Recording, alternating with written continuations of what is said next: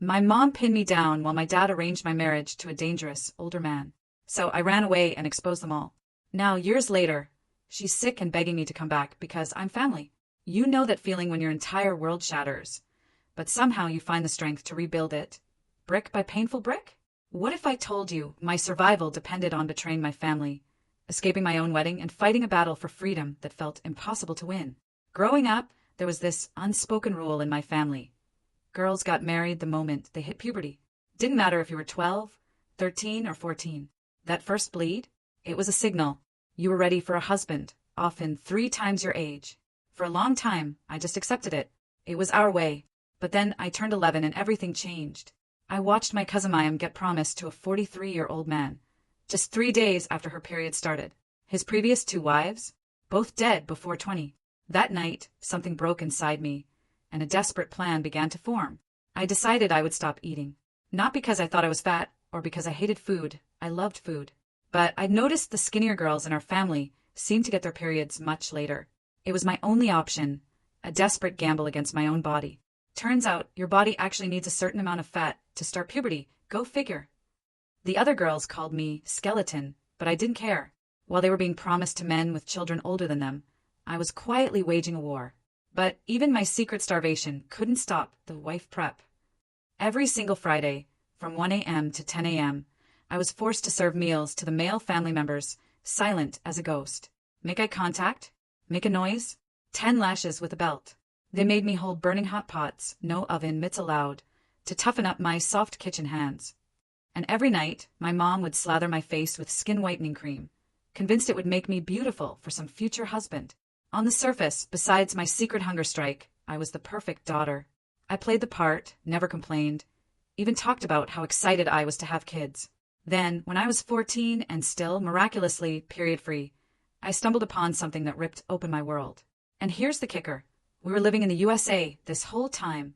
My mom had done such a good job convincing us that all of this was completely normal, that any girl who didn't follow these traditions was doomed to be ugly, useless, and die alone. But one day, a teacher, Ms. Rodriguez, called me in for a meeting. I'd accidentally worn a t-shirt, and she'd seen how thin I was. When she stepped out to the bathroom, she left her drawer unlocked. Inside, I saw them, books about marriage laws, pamphlets titled like Your Rights as a Young Teenager, and When Culture Becomes Crime. My jaw literally dropped. It was the first time I understood that marriage under 18 was just wrong. No cultural exceptions, no parental consent loopholes. It was illegal. I snatched the thinnest pamphlet, stuffing it into my waistband. Over the next few weeks, while my parents thought I was asleep, I devoured every word, memorizing phone numbers for CPS shelter addresses, the exact phrases that would trigger a mandatory report. Teachers, counselors, doctors, they had to report suspected abuse. So I started a wife skills group in my uncle's dusty tool shed. 6 younger cousins, none of them had bled yet, all desperate to avoid the fate we'd seen happen to others. There, in whispers, I taught them everything. Which teachers were mandated reporters, how to use the specific words to trigger an investigation. We practiced. They're forcing me to marry. I'm only 13. Please help. But at 15, my body betrayed me. The blood came. During morning food prep, soaking through my white dress. My mother's scream of pure joy brought every woman in the house running. They were beaming, kissing my cheeks, telling me how lucky I was. By nightfall, my father had already chosen my husband, Hamid Habibi, a construction mogul who had already buried 2 wives before they turned 23. Kidney failure, the death certificates said. But the women whispered it was from too many pregnancies, too young. 2 days later, my cousin Anya, one of the girls from the shed, got her period.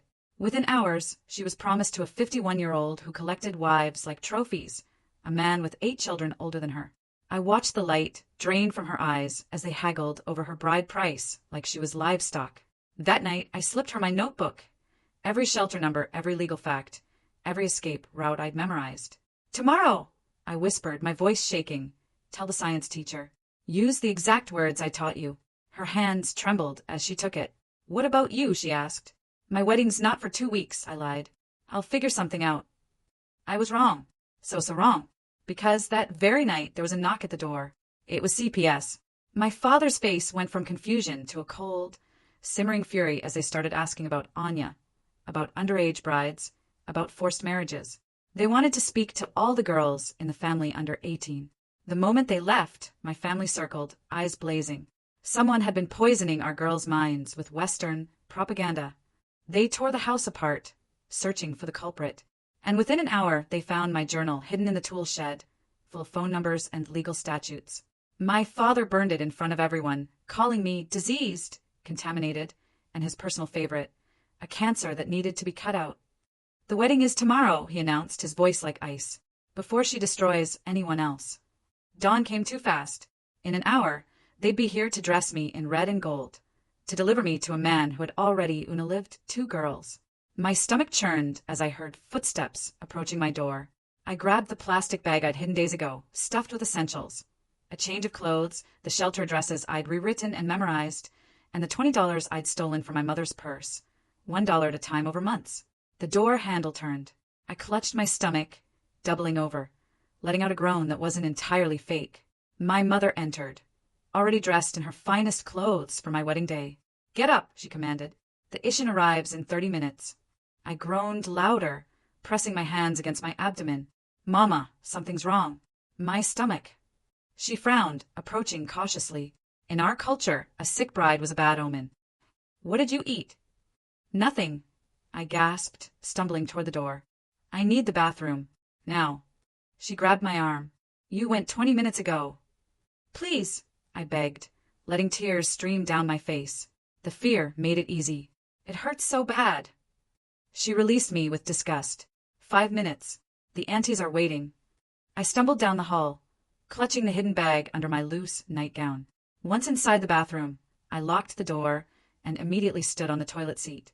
The ceiling tile I'd loosened weeks ago shifted easily. I shoved the bag inside, then actually used the toilet to make the sounds convincing. 3 minutes passed. I flushed, ran water, then groaned loudly again. "Mama, I can't stop my stomach." Her fist pounded the door. "Open this door." "I can't," I cried, standing on the toilet again. The small window above it had been painted shut years ago, but I'd been working at it with a butter knife stolen from the kitchen. "Please, just another minute." More pounding. Multiple voices now. My aunts had joined her. I pushed the window frame with all my strength. The pane cracked, then gave way. Cool morning air rushed in. The opening was tiny, meant for ventilation, not escape. But months of starvation had made me small enough. "She's taking too long." My father's voice boomed. "Break it down." I grabbed my bag from the ceiling and shoved it through the window first. Then I pulled myself up, shoulders scraping against the frame. The door shook as bodies slammed against it. My hips stuck. I bit my tongue to keep from crying out, twisting sideways. The lock splintered, just as my legs cleared the window. I dropped 6 feet onto wet grass. My ankle twisted but didn't break. Behind me, shouts erupted from the bathroom. I ran, barefoot, nightgown flapping. I sprinted across our backyard and into the neighbors. Dogs barked. Motion lights flickered on. I kept running. Our neighborhood was a maze of identical houses, all filled with families from our community. Any of them would return me without question. I cut through the Hassan's yard, past the Mahmoud's pool, around the Sal's garden shed. A car engine roared to life behind me, then another. They'd mobilized fast. I ducked behind the Abdullah's garbage bins as headlights swept past. My cousin Omar's voice carried through the morning air. "Check every street." She couldn't have gone far. The main road was 3 blocks away. The bus stop 4. I'd mapped this route 100 times in my head, but never barefoot. Never with my heart hammering so hard I thought it might explode. I darted between houses, using parked cars as cover. My feet left bloody prints on the concrete. A piece of glass embedded itself in my heel, but I couldn't stop. There. My cousin Kareem's shout came from the left. A car screeched around the corner. I dove through Mrs. Chen's rose bushes, thorns tearing at my nightgown and skin. She wasn't from our community. Maybe she wouldn't recognize me. I limped across her backyard and into the alley behind. The bus stop came into view just as the morning bus pulled up. I burst from between buildings, waving frantically. The driver, an older black woman, took one look at my bloody feet and torn nightgown and held the door. I climbed the steps and froze. No money. In my panic, I'd left the $20 in the bag. "Please," I whispered. "I just need to get downtown. I'll pay you back. I promise." An elderly woman in the front seat stood up, pressing exact change into the machine. "Sit down, child," she said softly. She didn't ask questions, just guided me to the seat beside her and handed me tissues from her purse. The bus pulled away just as Omar's car skidded into the parking lot. I ducked below the window, but not before seeing his face, twisted with rage. The woman beside me shifted slightly, blocking me from view. We rode in silence until downtown, where she pressed a $10 bill into my hand before getting off. "Whatever you're running from," she whispered, "don't go back." The courthouse, a massive building I'd only seen from car windows. I limped through the metal detectors, leaving bloody footprints on the marble floor. Security guards exchanged glances, but didn't stop me. The family court clerk, a middle-aged woman with kind eyes, took one look at me and came around the counter. "Honey, do you need medical attention?" "Emergency protective order." I gasped out the words I'd memorized. "I'm 15. They're forcing me to marry today, please."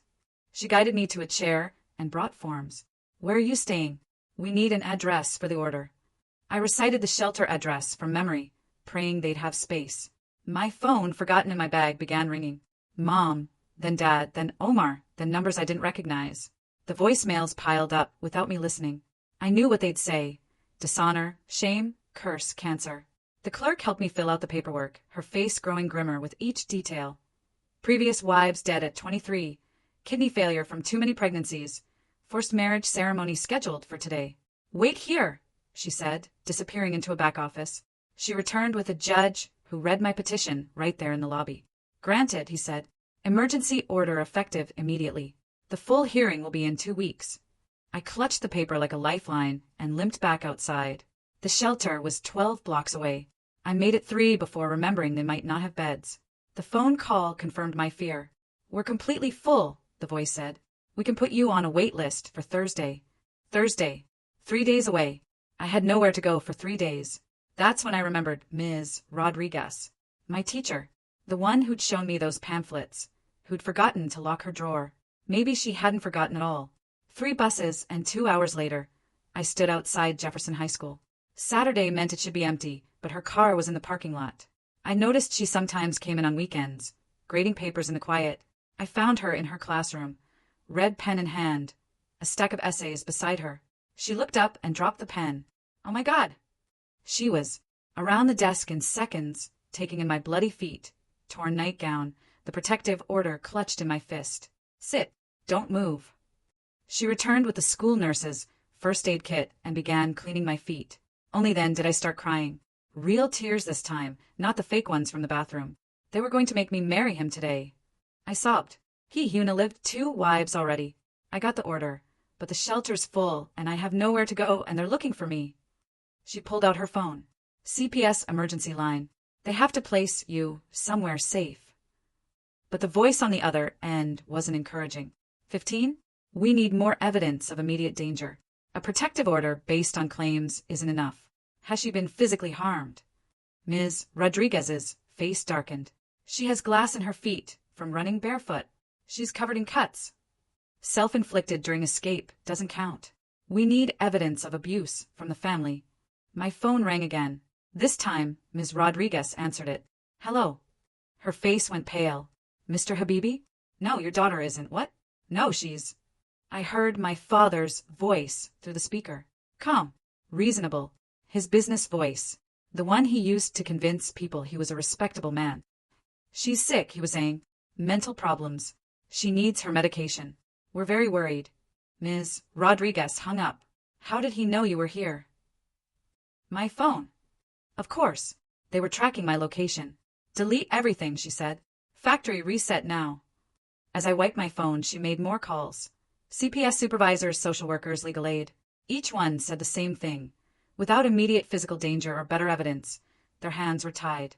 That's when we heard car doors slamming in the parking lot. Ms. Rodriguez locked the classroom door and pulled the blinds. "Stay quiet." Footsteps echoed in the hallway. Multiple sets. Male voices speaking in Arabic, then English. "We know she's here." My father called out. Her phone showed this location. "She's sick. She needs help." They tried the door handle, knocked politely at first, then harder. "I'm calling 911. Ms. Rodriguez whispered, but I grabbed her hand. "Wait, let me try something first." I rolled up my sleeves, showing her the circular scars from the pot training, the bruises from this morning's struggle when my mother had tried to force me into the wedding dress. Then, I lifted my nightgown just enough to show the belt marks across my back from years of Friday morning service training. Her hands shook as she took photos with her phone. "Why didn't you show anyone before?" "I thought it was normal," I whispered, "until I read your pamphlets." She called 911. "There are multiple men trying to break into my classroom. I have a student with me who's in danger.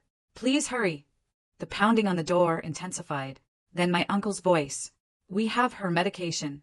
She's bipolar, schizophrenic. She makes up stories. Check the parking lot cameras." I told Ms. Rodriguez urgently. "I came alone. If they have medication, they brought it with them." She called the school security office, explaining rapidly. The security guard, Mr. Williams, said he was pulling up the footage. Police sirens wailed in the distance. The pounding stopped. Footsteps retreated quickly. By the time officers arrived, my father had transformed. Gone was the angry man beating down doors. In his place stood a concerned parent in an expensive suit, holding prescription bottles with my name on them. "Thank God you're here," he told the officers.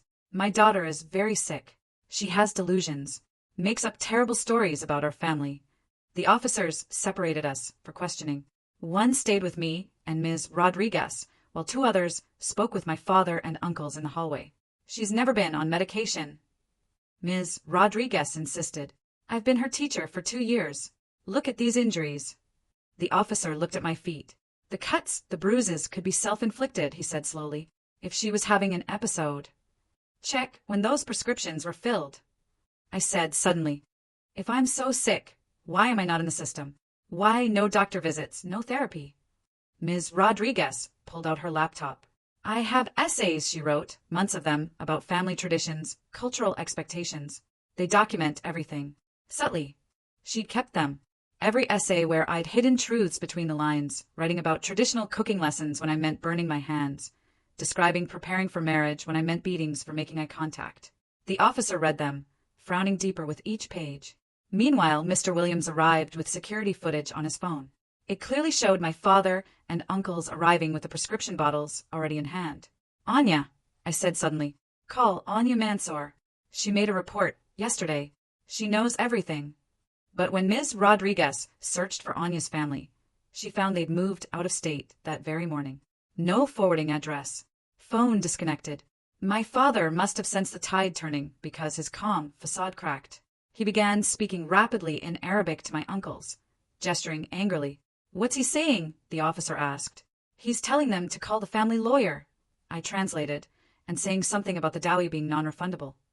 That was his mistake, mentioning the dowry. The officer's expression hardened. "Sir, what dowry?" My father's face went still. I misspoke. "My English." "Your English seemed fine 5 minutes ago," the officer noted. The next hour blurred together. More police arrived. A CPS emergency supervisor, someone from the district attorney's office. My father alternated between threats of lawsuits and pleas about family honor. My uncles invoked religious freedom and parental rights. But the evidence was mounting. The essays, the injuries, the fake prescriptions, the security footage, the emergency protective order I'd filed that morning.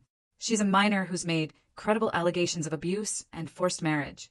The CPS supervisor finally declared, "We're placing her in emergency protective custody." My father erupted. He lunged toward me, screaming in Arabic about dishonor and curses. 2 officers restrained him while he spat threats about what happened to girls who betrayed their families. Ms. Rodriguez held my hand as they led him away. The emergency placement coordinator arrived within 20 minutes. A tired-looking woman named Margaret, clearly pulled from her weekend. She took one look at my feet and immediately called for medical transport. "We need to get those cuts cleaned properly," she said, helping me into a wheelchair. "The glass needs to come out before infection sets in." Ms. Rodriguez squeezed my shoulder. "I'll follow you to the hospital. You're not alone." The emergency room was chaos. Saturday afternoon meant sports injuries and accidents filled every bed. A nurse triaged me quickly, noting the glass embedded in my heel and the various cuts that needed attention. As she worked, Margaret made phone calls, trying to find placement. "Yes, I understand you're full," she said into her phone. "This is an emergency removal, cultural marriage situation." "No, she can't go to regular foster." "Yes, she needs specialized placement." Each call ended the same way. No beds, no space, no availability for high-risk cultural cases. Ms. Rodriguez paced the small, curtained area. There has to be somewhere. What? About safe houses? Women's shelters? All full, Margaret sighed. Weekend placements are always difficult, and cases like this. She lowered her voice. Families often try to retrieve the girls. We need somewhere secure. The doctor arrived to remove the glass, injecting local anesthetic before beginning the delicate work. I bit my lip, less from pain and more from fear. Every minute without placement was another minute my family had to find me. Wait. Ms. Rodriguez said suddenly. I know someone, a retired nurse who used to work with the district. She's done emergency placements before. Margaret perked up. Is she certified? Let me call. Ms. Rodriguez stepped outside, returning minutes later with a small smile. Theodora Whitman. She's certified for emergency placement and has experience with cultural transition cases. She can take her tonight. Relief flooded through me as Margaret began the paperwork. The doctor finished bandaging my feet, prescribing antibiotics to prevent infection. As we prepared to leave, my phone buzzed with a text from an unknown number. You have dishonored us all.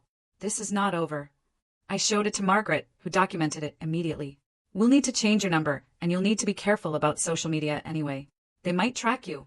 The ride to Theodora's house took 40 minutes, winding through unfamiliar neighborhoods far from my community.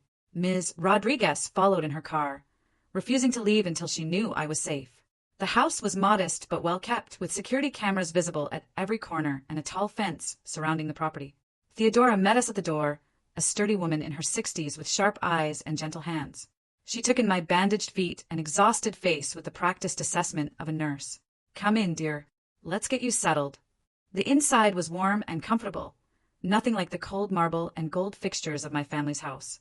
She showed me to a small bedroom with a lock on the inside of the door. For your peace of mind, she said simply. The windows have alarms and I have motion sensors around the property. You're safe here. Margaret finished the paperwork while Ms. Rodriguez helped me unpack my meager belongings. Before leaving, my teacher pressed a card into my hand. My personal number. Call anytime, day or night.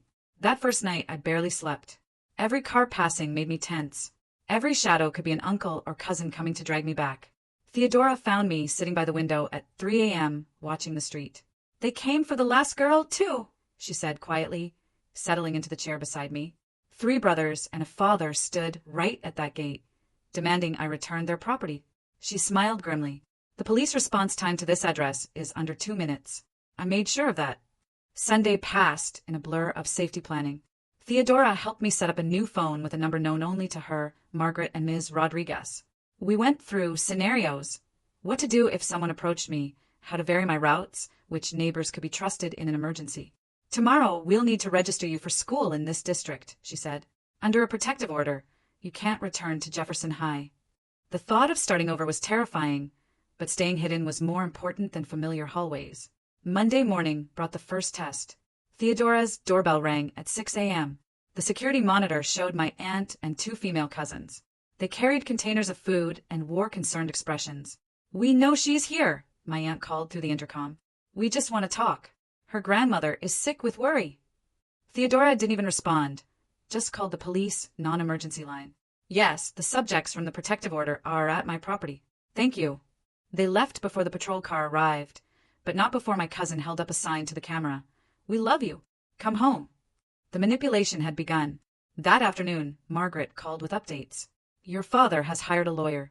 They're claiming parental alienation and demanding your return. Can they do that? They can try, but with the protective order and CPS involvement, it's unlikely. Still, you need to be prepared for a fight. Tuesday brought flowers. An enormous bouquet appeared on the doorstep with a card. Our hearts are broken. Please forgive us. Love, Mama. Theodora photographed everything before disposing of them. Document everything, she reminded me. Every contact, every attempt. I started at the new school Wednesday, enrolled under special circumstances that kept my record sealed. The counselor, informed of my situation, assigned me a buddy and arranged for me to eat lunch in the library if needed. We've had similar cases, she assured me. Your safety is our priority. But safety felt fragile when I saw a familiar car in the parking lot after school. Not my father's, he was too smart for that, but one of my uncle's work trucks, parked where anyone leaving would have to pass.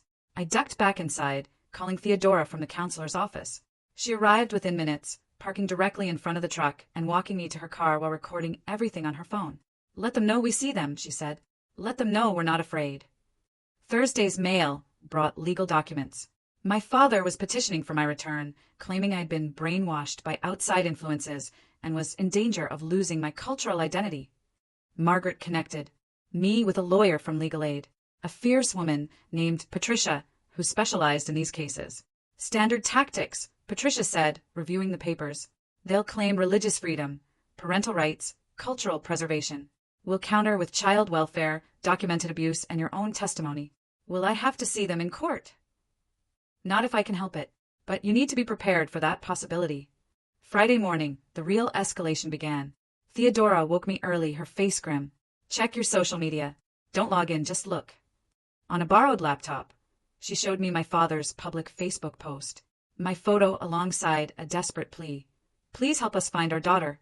She is mentally ill and needs medication. She was taken by people filling her head with lies.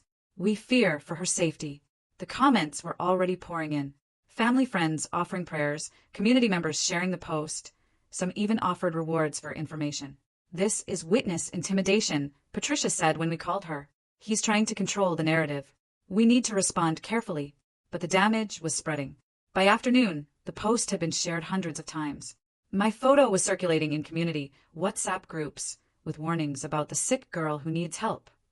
Then came the first real betrayal. One of the girls from my wife's skills group, my younger cousin Margie, who I tried to protect, posted a video response. In it, she sat primly beside her mother, reciting clearly rehearsed lines.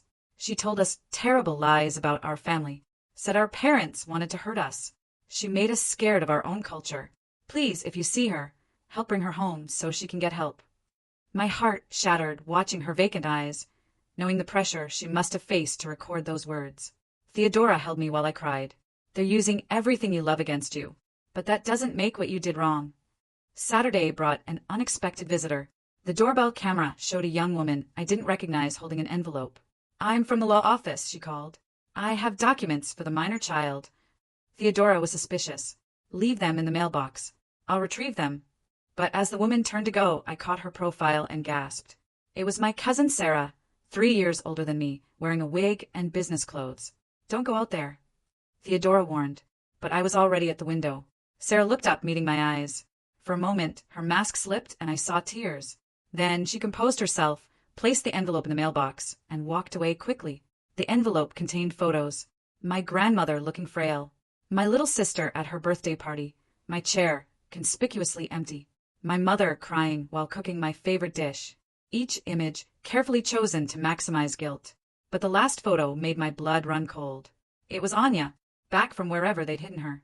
She stood between her parents wearing an engagement ring, her eyes dead. On the back, someone had written, "She came home. She's happy now. You could be too." "They brought her back," I whispered. "They're going to make her marry him anyway." Patricia cursed when we called her. "This complicates things. If Anya recants her statement—" "She won't," I said firmly. "Look at her eyes. She's terrified. Fear doesn't matter if she won't testify to it." Sunday's attack was more direct. Theodora's neighbor called to report men photographing the house from across the street. By the time police arrived, they were gone. But the message was clear: "We know where you are." "Maybe we should move you," Margaret suggested during an emergency meeting. But Theodora shook her head. "Running tells them they're winning. We stay. We document. We fight." Monday morning brought the court hearing for the permanent protective order. Patricia had prepared me carefully, but nothing could have prepared me for walking into that courtroom. My entire extended family filled one side. Aunts, uncles, cousins, community leaders, all in their finest clothes, all staring at me with mixtures of pity and disgust. My parents sat in the front row, my mother dabbing at her eyes with a handkerchief. I took my seat beside Patricia, trying not to shake. My father's lawyer went first, painting a picture of a loving family torn apart by Western corruption. He presented character witnesses, the imam from our mosque, family friends, even my old pediatrician who testified I'd never shown signs of abuse during checkups. "Because I was never allowed to be alone with him," I whispered to Patricia. My mother always answered for me. When our turn came, Patricia presented the evidence methodically. The photos of my injuries, the essays documenting years of preparation for forced marriage, the security footage of my father arriving with fake prescriptions. Then she called Ms. Rodriguez to testify. My teacher took the stand calmly, but I could see her hands shaking slightly. She described finding me reading the pamphlets, my weight loss over the years, the essays that had concerned her. "Did you ever report these concerns?" my father's lawyer asked on cross-examination. I tried to build trust first. I thought if she felt safe. "So you didn't report. You didn't follow mandatory reporting laws." "I reported when I had concrete evidence. After allegedly influencing her with anti-cultural propaganda." Patricia objected, but the damage was done. They were painting Ms. Rodriguez as the manipulator, the one who'd planted these ideas. When it was my turn to testify, Patricia had me focus on facts, the burn scars, the beatings, the men my cousins had been promised to. Hamad Habibi's dead wives. "These are serious allegations," the judge said. "Do you have proof of these deaths?" "The death certificates are public record," Patricia responded. "Both women died of kidney failure before age 23. Both had multiple pregnancies." My father's lawyer stood. "Kidney failure is a medical condition. Unless you're alleging my client murdered these women." "I'm alleging a pattern," Patricia countered. "Young brides, multiple pregnancies, early deaths, and now they want to give him another child too." "Objection!" My father's lawyer shouted. "Counsel is making inflammatory statements without evidence."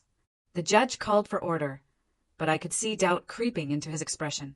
Without Anya's testimony, without concrete proof of forced marriage beyond my word. That's when the courtroom doors opened. A woman entered, followed by a CPS worker. She was young, maybe 25, wearing a hijab and walking with a slight limp. "Your Honor," the CPS worker said, "this witness has information relevant to the case." My father went rigid. My mother gasped. The woman took the stand, stating her name as Fatima Habibi. "I was Hamad Habibi's first wife," she said quietly. "I didn't die." The courtroom erupted. My father's lawyer objected frantically, while my family whispered furiously among themselves. "I was 15 when I married him," Fatima continued once order was restored. "By 20, I'd had 4 children, and my kidneys were failing. My family told everyone I died, but a nurse at the hospital helped me escape. I've been in hiding for 5 years." She looked directly at me. "When I saw the Facebook posts about you, I knew I had to come forward. I couldn't let him do to another girl what he did to me." Her testimony was devastating. The pregnancies forced too close together. The beatings when she couldn't conceive fast enough. The way her family had known, but prioritized reputation over her life. "They would rather tell people I died than admit their daughter left her husband," she said. "That's what awaits girls who try to escape, death or erasure." My father's lawyer tried to discredit her, but she'd brought medical records, proof of her injuries, documentation of her kidney damage from multiple pregnancies, even photos of the fake grave her family had created. When the judge finally ruled, his decision was clear. The protective order would be permanent. My parents would have no contact. Any violation would result in criminal charges. My father stood as we prepared to leave. "You are no daughter of mine," he said in Arabic. "You are dead to us." "Sit down, sir," the judge warned. But my mother was standing too, removing her hijab in a gesture of ultimate rejection. "We have no daughter," she announced. "She died today." The walk out of that courtroom felt like walking through fire. Family members turned their backs as I passed. Some spat at the ground. Others muttered curses. But Fatima caught my arm gently. "You're not alone," she whispered. "There are more of us than they want to admit." Outside, Theodora waited with the car running.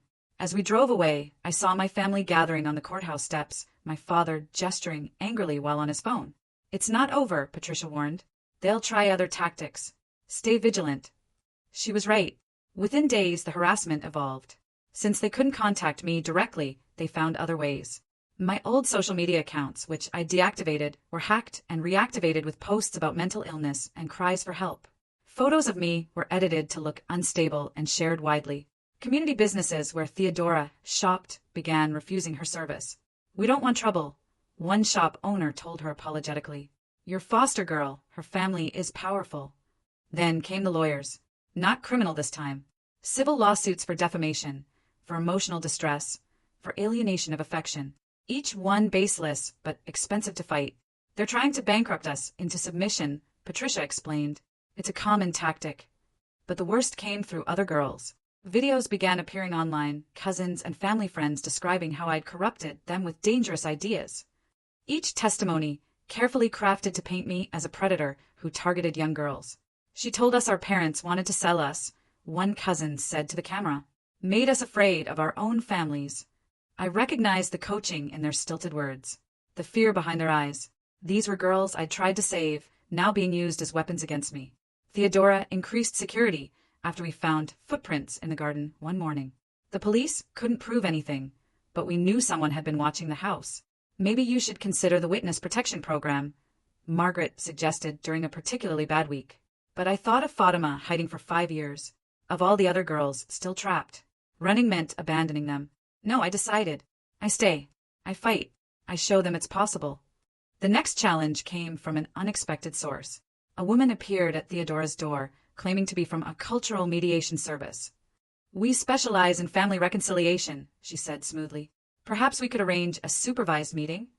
Theodora shut the door in her face, but the woman left pamphlets about the tragedy of cultural disconnection and the importance of family unity. Similar approaches followed. A therapist who specialized in cultural reintegration, a religious leader offering to mediate, even a distant relative I barely knew, claiming my grandmother was dying and begging for one last visit. Each attempt was documented, reported, and rejected, but they were wearing us down. Then Patricia called with unexpected news. Anya wants to meet with you. My heart leaped, then sank. Is it a trap? I don't know. She contacted me through her own lawyer. Says she has information you need to hear. The meeting was arranged at Patricia's office with security present. When Anya walked in, I barely recognized her. She'd lost weight, her eyes were dull, and she moved like something was broken inside her. They made me come back, she whispered once we were alone. Said they'd hurt my little sister if I didn't. Anya, I'm so sorry. Listen, she interrupted urgently. There's something you need to know. They're planning something. I heard my father talking. They've given up on getting you back. That's good. No. Her eyes filled with tears. Now, they want to make an example of you. To show other girls what happens when you betray the family. What do you mean? I don't know exactly, but I heard them mention your new school, and something about sending a message that everyone will understand. My blood went cold. When? Soon? Maybe this week. I'm sorry. I don't know more. They don't trust me now. She gripped my hands. Be careful. Change everything. Don't follow patterns. They've been watching, learning your routines. Security escorted her out quickly, but not before she pressed a small piece of paper into my palm, an address. Other girls, she mouthed silently. Help them. That night, Theodora and I made plans. I would take a few days off school, vary my schedule, never be alone. But we underestimated their determination. Wednesday morning, I was in the kitchen, when Theodora's security alarm triggered. Not the perimeter alarm, she said, her voice sharp. The window sensor in my bedroom. Lock yourself in the bathroom.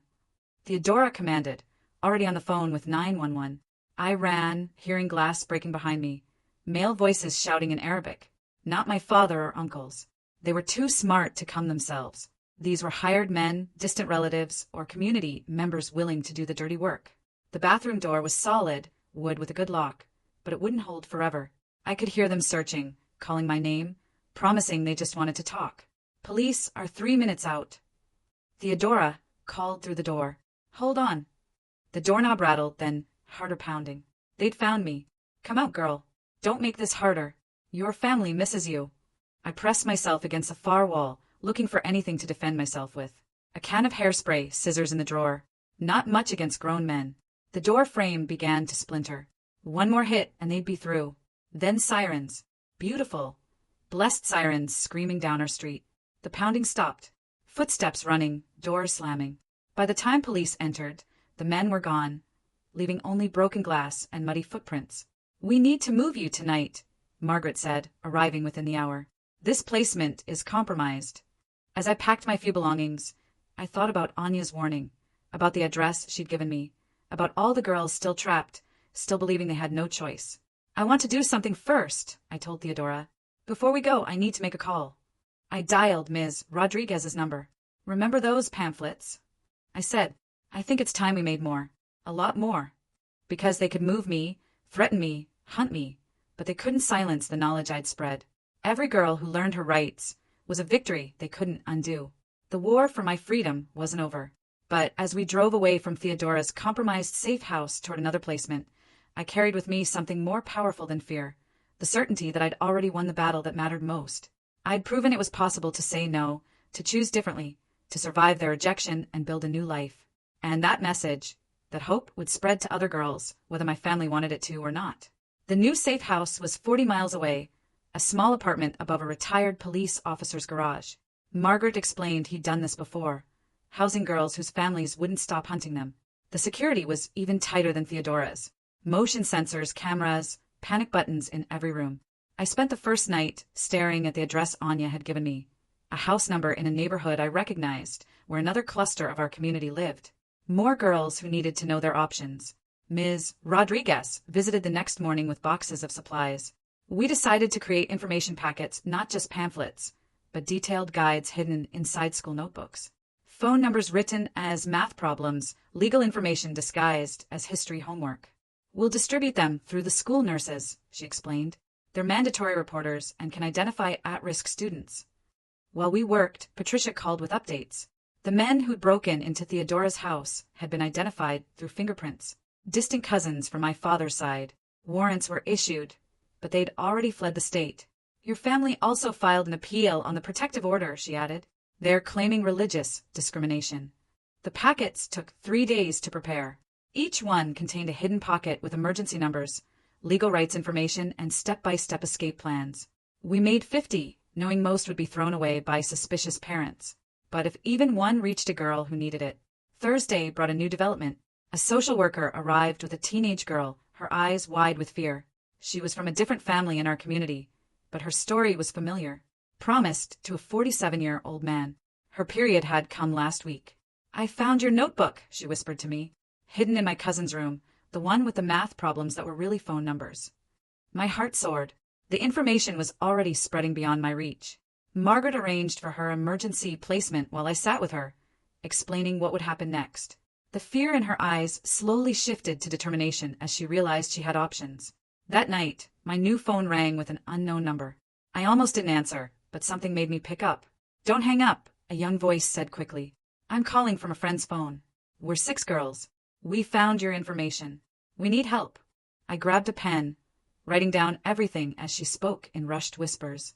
6 girls, ages 12 to 16. 3 already promised to older men. They met in secret, sharing the notebook pages they'd found. Can you get to teachers, counselors? I asked. We're trying, but our parents watch us constantly now. After what you did, they're all scared. I gave her specific phrases to use, teachers' names at different schools who would respond, made her repeat the emergency numbers back to me, told her about the security cameras at the courthouse, how to file emergency orders. What if they catch us? She asked, voice trembling. Then you try again, I said firmly. And again until you're free. Friday morning, Patricia called with urgent news. Your father's lawyer filed an emergency motion. They're claiming you're recruiting minors into dangerous situations. They want criminal charges filed for teaching girls their legal rights. They're calling it corruption of minors, interference with parental rights. It won't stick, but it's meant to scare you into silence. But I was done being scared into silence. That afternoon, I met with a journalist Ms. Rodriguez knew, someone who specialized in human rights stories. She'd agreed to write about the underground network of girls sharing information, protecting their identities while exposing the practice. No photos, no real names, she promised. But people need to know this is happening here in America. The article wouldn't run for weeks, but just knowing it would exist felt like victory. Saturday's mail brought a surprise. A package with no return address, postmarked from another state. Inside were photos and a letter in shaky handwriting. The photos showed a young woman in nursing scrubs, smiling at a graduation ceremony. The letter was from Fatima. I wanted you to see what's possible, she wrote. 5 years of hiding, but I built a life, became a nurse, found love with someone who sees my worth beyond being someone's property. Stay strong. I cried holding those photos, seeing proof that survival could lead to more than just survival. Sunday was quiet, until evening when Margaret called. 3 more girls came forward today. Different families, all citing the information packets. CPS is opening investigations. The backlash was swift. Monday morning, my father's lawyer held a press conference on the courthouse steps. He painted me as a troubled teen destroying families, corrupting innocent children with Western ideology. Several community leaders stood behind him, nodding gravely. She targets vulnerable young girls, he said to the cameras.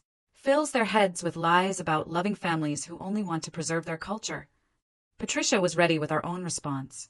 She'd gathered statements from teachers, social workers, and counselors who'd seen the pattern for years, but hadn't known how to help. The retired officer I was staying with even agreed to speak, describing the lengths families went to retrieve girls. But the real blow came Tuesday. A video surfaced online. Margie again. But this time she wasn't alone. For other girls from my wife's skills group sat with her, all reciting how I tried to turn them against their families.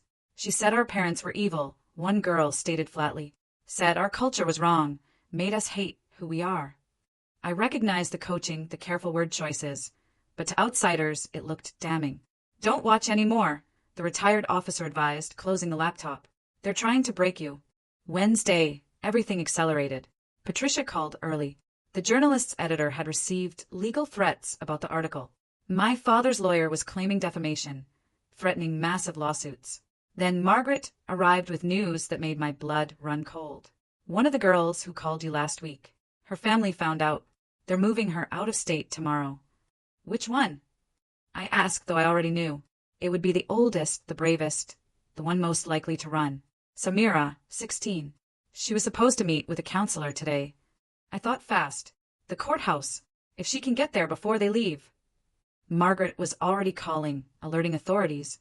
But we all knew the statistics. Once girls were moved across state lines, they rarely resurfaced. That afternoon I made a decision. Despite everyone's protests, I insisted on going to the courthouse. Not inside. That was too dangerous. But nearby, where Samira might see me if she managed to escape. The retired officer drove, parking where we could watch the building. For 2 hours, nothing. Then a van pulled up and I saw her. Samira, pressed between two ants, being walked toward the entrance. Not for protection. For passport documentation. They were taking her out of the country. She saw me through the car window. Our eyes met for just a moment. I pressed my hand against the glass, mouthing one word. Run. She didn't run, couldn't. With her aunts gripping her arms. But as they passed the security checkpoint, she did something else. Dropped to the ground, screaming about stomach pain. Classic move from my playbook. Security responded, calling for medical help. In the chaos, Samira managed to grab an officer's arm. I couldn't hear what she said, but I saw his expression change. He spoke into his radio, and suddenly more officers appeared. Her aunts tried to pull her up, insisting she was fine, but Samira kept screaming, kept holding the officer's arm. Within minutes, CPS workers arrived. We need to go, the officer said, starting the engine. Now. As we drove away, I saw my uncle emerging from the van. Phone pressed to his ear, gesturing furiously. They'd lost another one. Thursday was a blur of legal meetings. Patricia was building a case against the intimidation tactics, documenting every threat, every harassment attempt. The journalist had found a publisher willing to risk the lawsuits, and more girls were coming forward. Not just from my community, but from others who'd heard whispers of the network. You started something, Patricia said. Something they can't stop. Friday morning, I woke to sirens. Not unusual in this neighborhood, but these stopped close. Too close. The retired officer was already up, checking cameras. Stay back, he ordered, hand on his service weapon.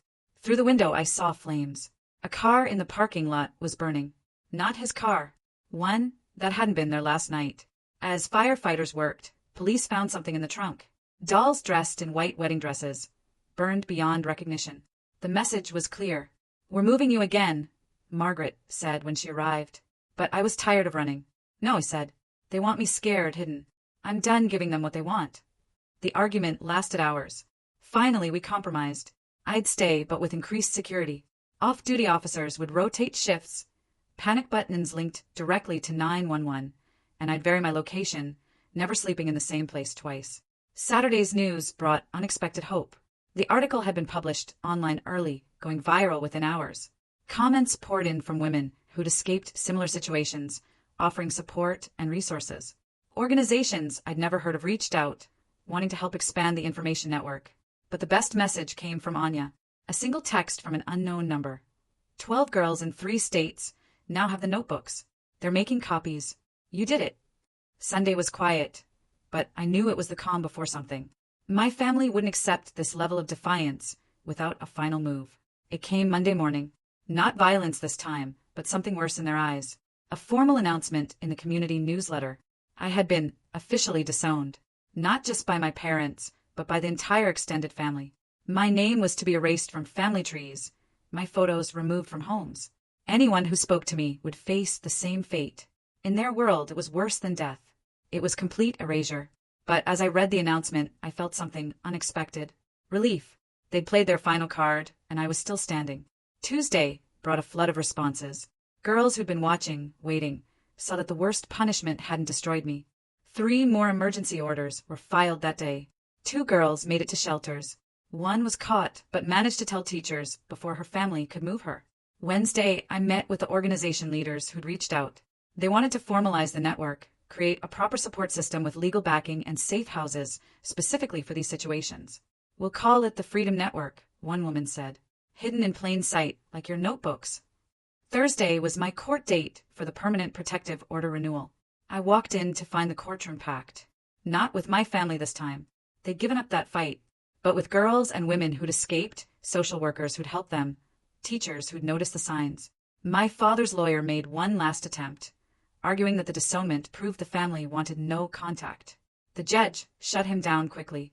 Disownment doesn't erase threats made or crimes committed, she stated firmly. The order stands. As we left court, Fatima was waiting outside. She'd driven 3 hours to be there, to show me I wasn't alone. We didn't need words, just hugged while photographers captured the moment. 2 girls who'd refused to disappear. Friday, the Freedom Network held its first official meeting. 15 volunteers, including Ms. Rodriguez and Theodora.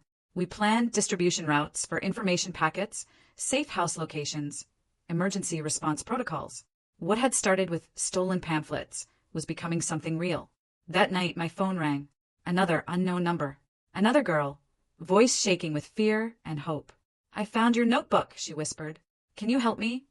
Yes, I said, grabbing my pen. Tell me everything. As she spoke, I thought about all the girls still trapped, still believing they had no choice. The network would grow, the information would spread. Some would escape, others wouldn't. But every girl who learned her rights was a victory. My family had erased me, but I'd become something they couldn't erase, proof that their daughters could choose differently. That knowledge would spread through whispered conversations and hidden notebooks, through brave girls who risked everything for freedom.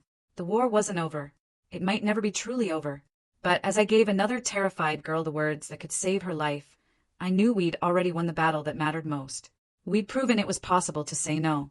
Have you ever felt like you had to fight for your own identity, your own future, against everything you knew? What would you have done if your only options seemed to be escape or surrender? Share your thoughts in the comments below. I'm really curious to hear what you think.